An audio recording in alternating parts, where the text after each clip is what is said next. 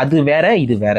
சரி, நான் சொல்றேன், அது வந்து கெட்ட வார்த்தை இல்லையா சொல்லுங்க. வக்கா சொல்றாங்கல்ல, அது கெட்ட வார்த்தை இல்லையா? அது கெட்ட வார்த்தை. அது கெட்ட நீக்கிருங்கப்பா. அது கெட்ட வார்த்தை. வக்காளிங்கிறது கெட்ட வார்த்தை கிடையாது. வக்காளி அப்படின்னா என்னன்னு பார்க்கணும். வக்கு ஆள் அப்படிங்க, வக்கு பிளஸ் ஆள் அப்படின்னா அது வார்த்தை. அதாவது என்ன அப்படின்னா, இன்னைக்குமே வந்து நம்ம பேசும்போது வக்கு கெட்டவனேன்னு சொல்லுவோம், வக்கு இல்லாதவன் அப்படின்லாம் சொல்லுவோம். அப்ப இந்த வக்குங்கிறது ஆக்சுவலா என்ன அப்படின்னா வளைந்தன் பொருள். வக்கு அப்படின்னா வளைவுன்னு அர்த்தம். இதுதான் தமிழ் மூலத்துல வக்குனா வளைவுன்னு அர்த்தம். இந்த வக்கு தான் வங்குன்னு மாறுது.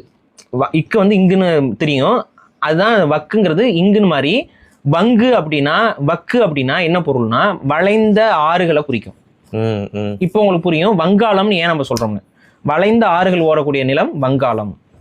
வங்குனா வளைஞ்ச ஆறுன்னு அர்த்தம். அப்ப இந்த வக்கு அப்படிங்கிறது என்ன அப்படின்னா ஒரு வளைந்த அப்படிங்கிற பொருளை குறிக்கக்கூடிய ஒரு தன்மை கொண்டது. இது எங்க இருந்து வருதுன்னு பாருங்க. ஒரு நேரான ஒரு பாதை இருக்கு, இல்லை நேரான ஒரு செயல்பாடு இருக்கு, அது இல்லாம குறுக்கு மறுக்கும் வளைஞ்சு செயல்படுற அப்படின்னா அதைத்தான் அவங்க அப்படி செயல்படுற நபர்களை தான் வக்காளின்னு சொல்லுவோம். இன்னொன்று இதுக்கு எப்படின்னா வக்காலத்து நம்ம சொல்றோம். வக்காலத்து அப்படிங்கிறது ஏன் அப்படி சொல்றோம் அப்படின்னு பாத்தீங்கன்னா, இப்ப நீங்க ஒரு தப்பு பண்றீங்க, உங்களுக்காக நான் வந்து சப்போர்ட் பண்ணிட்டு என்னுடைய நேர்மையிலிருந்து வளைஞ்சு நான் வந்து சப்போர்ட் பண்றேன் அப்படின்னா அது பேர் வக்காலத்து. இப்போ உங்களுக்கு புரியுதா? அந்த வக்கு அப்படிங்கிறதுக்கு வளைவு அப்படிங்கிற தன்மையில இது வருது. அதே போல இந்த உங்களுக்கு இது கூட வக்கு இல்லையா நம்ம கேட்கறோம். இது எங்க இருந்து வருதுன்னு பாத்தீங்கன்னா, இந்த இடத்துல வக்குங்கிறது வந்து எஃபர்ட், பாதை அப்படிங்கிறதுல வருது. இது எதனால பாதைன்னு வருதுன்னா, எல்லா பாதையும் ஸ்ட்ரைட்டா இருக்கும், வளைஞ்சிருக்கும், நெளிஞ்சிருக்கும், எல்லாமே இருக்குமா.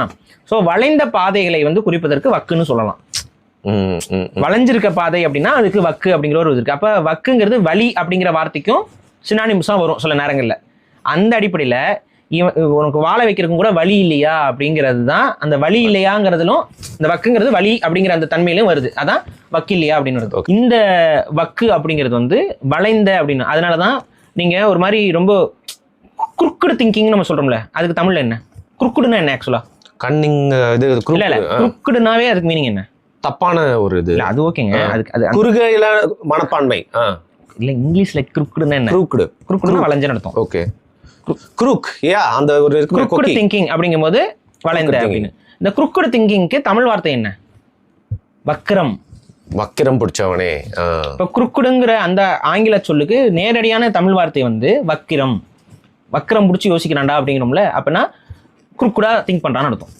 ஸோ அந்த வக்குங்கிறதுக்கு வளைந்தன் பொருள். அப்ப ஒருத்தன் ஒரு தப்பை மறைக்கிறதுக்கு நெளிஞ்சு பேசுறான், இல்ல வளைஞ்சு அவனுடைய நேர்மை பாதையிலிருந்து வளைந்து ஒருத்தன் சப்போர்ட் பண்றான் பேசுறான் அப்படின்னா அவர்களை